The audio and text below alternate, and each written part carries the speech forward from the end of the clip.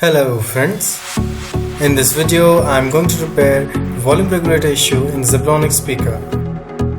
We bought a 5-pin mini speaker volume regulator B503 from the market and now we are going to solder it in place. First, insert the volume regulator into the pinholes of the circuit board carefully.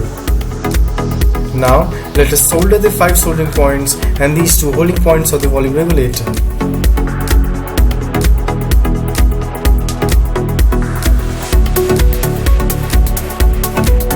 Out of the 5 pins, 3 are input and 2 are output pins.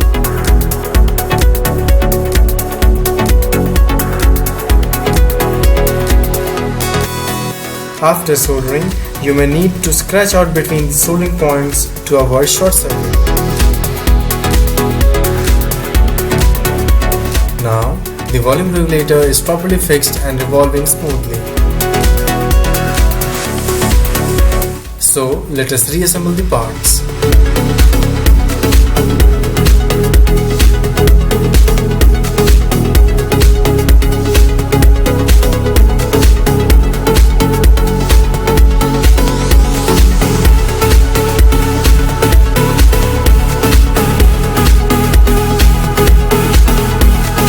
More such videos are coming up. Stay tuned and do subscribe.